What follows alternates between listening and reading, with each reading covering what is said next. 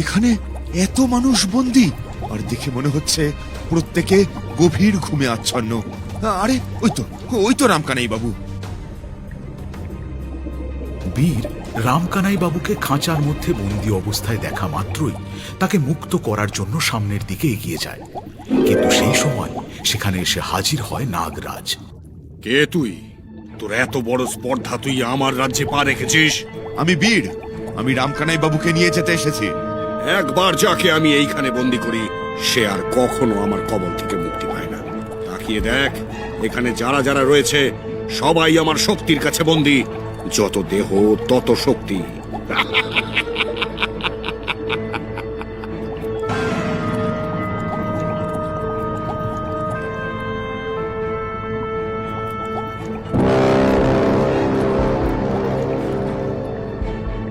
নিজের শক্তি বৃদ্ধি করতে আপনি অন্যায় কাজ করছেন নাগরাজ। আমি এদের সবাইকে এখান থেকে মুক্ত করব। কি? তুই এদের মুক্ত করবি? তোর মতো সামান্য একটা মানুষ?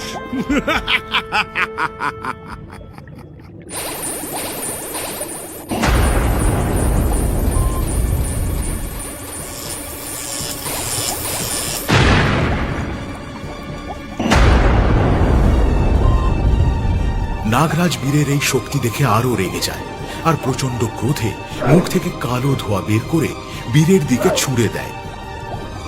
সেই ধোঁয়ার শক্তিতে বীর ছিটকে পড়ে বহু দূরে এবং অজ্ঞান হয়ে সে পড়ে যায়।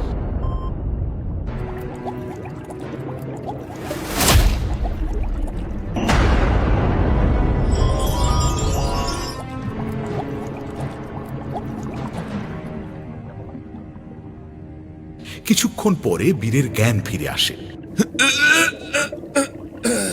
এখন একটু সুস্থ বোধ করছো তো? কিন্তু কিন্তু আপনি? আমি জলপরি। জলপরি, আমাকে সাহায্য করুন। ওই নাগরাজ আমার রাজ্যের রামকানাই বাবুকে বন্দি করে রেখেছেন।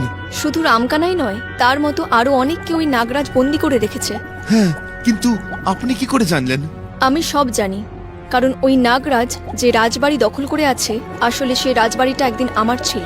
ওই নাগরাজ নিজের শক্তির বলে আমার রাজ্য, রাজবাড়ি সবকিছু দখল করে নিয়েছে। কি বলছেন? তাহলে তো উনি আপনার সাথে অন্যায় করেছেন। আপনি এভাবে সব মেনে নিচ্ছেন কেন? মেনে নেওয়া ছাড়া আমার কাছে কোনো উপায় নেই, কারণ ওই নাগরাজের শক্তির কাছে আমি অত্যন্ত কাবু। এত অন্যায় করেও নাগরাজ এভাবে পার পেয়ে যাবেন? না না, এটা কোনো দিনও হতে পারে না। আমি যাব, আমি নাগরাজকে শাস্তি দেব। বৃথা চেষ্টা। ওই নাগরাজ ধীরে ধীরে এত শক্তিশালী হয়ে উঠেছে যে যতক্ষণ বিনয়ী শঙ্খের শব্দ ওর কানে না পৌঁছবে ততক্ষণ ওকে কেউ পরাস্ত করতে পারবে না, কেউ না। বিনয়ী শঙ্খ? হ্যাঁ, বিনয়ী শঙ্খ।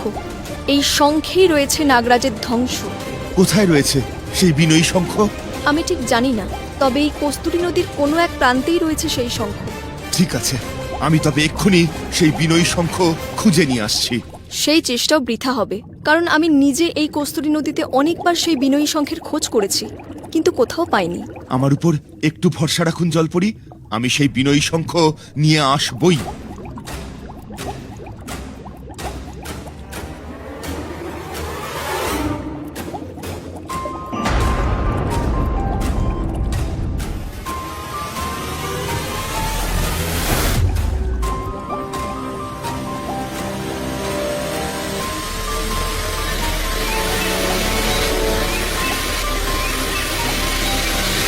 কোথাও তো পাচ্ছি না, কি করব তবে?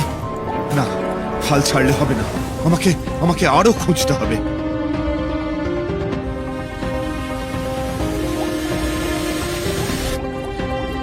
এই তো একটা শঙ্খ।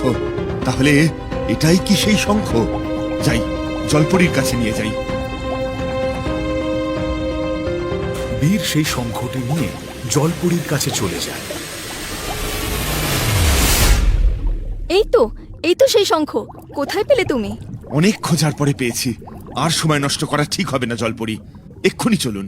ওই নাগরাজকে যেভাবেই হোক আমাদের শেষ করতেই হবে।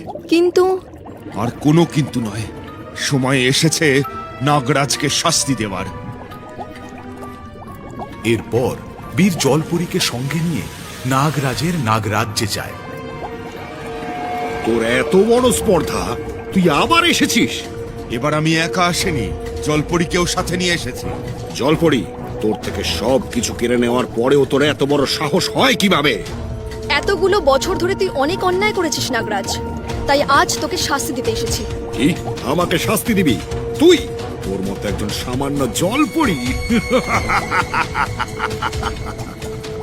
দুষ্ট নাগরাজ, তোর মুখে এই হাসি আর বেশিক্ষণ থাকবে না। তাকিয়ে দেখ, তোর মৃত্যুর অস্ত্র বিনয়ী শঙ্খ আমার হাতে। কি? কস্তুরী নদীর নাগরাজকে হত্যা করবে সামান্য এই শঙ্খ? এই সামান্য শঙ্খ কিভাবে তোর জীবন ধ্বংস করে দেখ তুই। সেই বিনয়ী শঙ্খের শব্দে নাগরাজের চারিদিকে অন্ধকার নেমে আসে। নাগরাজ চিৎকার করে বলতে থাকে, আহ আহ বন্ধ কর, বন্ধ কর, এই শঙ্খ বন্ধ কর। আমার চারিদিকে অন্ধকার নেমে আসছে। আমি সহ্য করতে পারছি না, এই শব্দ সহ্য করতে পারছি না। আহ!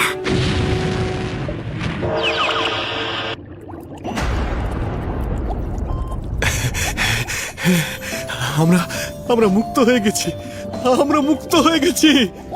আমাদের মুক্ত করার জন্য অনেক ধন্যবাদ।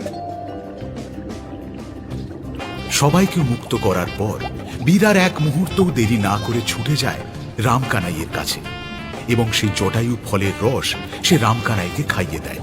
ধীরে ধীরে রামকানাই বাবু সুস্থ হয়ে ওঠে। বীর, আর কোনো অসুবিধে নেই রামকানাই বাবু, আপনি একেবারে সুস্থ হয়ে গেছেন। কিন্তু আমি এখানে কিভাবে এলাম? বীর তখন রামকানাইকে সব কথা খুলে বলে।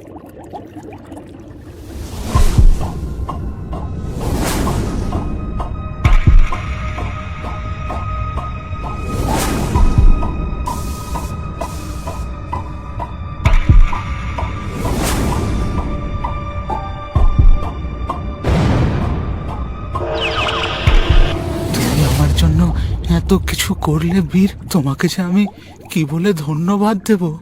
সত্যি বীর, তোমার কাছে আমিও চিরজীবনের মতো ঋণী হয়ে গেলাম। ওই নাগরাজকে ধ্বংস করা আমার একার পক্ষে কখনোই সম্ভব ছিল না। তোমার জন্য আমি আমার জলপুরের রাজ্য আবার ফিরে পেলাম। আপনাদের এসব প্রাপ্য ছিল। ওই নাগরাজ নিজের শক্তি বৃদ্ধি করার জন্য যেভাবে অন্যায় করে চলেছিল তার একটা ইতি হওয়ার প্রয়োজন ছিল। ভবিষ্যতে তোমার যদি কোনো সাহায্যের প্রয়োজন হয় তাহলে অবশ্যই আমার কাছে এসো। অবশ্যই। এবার তবে আমাদের বিদায় দিন জলপরি। প্রণাম। জলপরীকে বিদায় জানিয়ে বীর রামকানাইকে সঙ্গে নিয়ে রওনা হয়ে যায় গৌরগঞ্জ রাজ্যের উদ্দেশ্যে।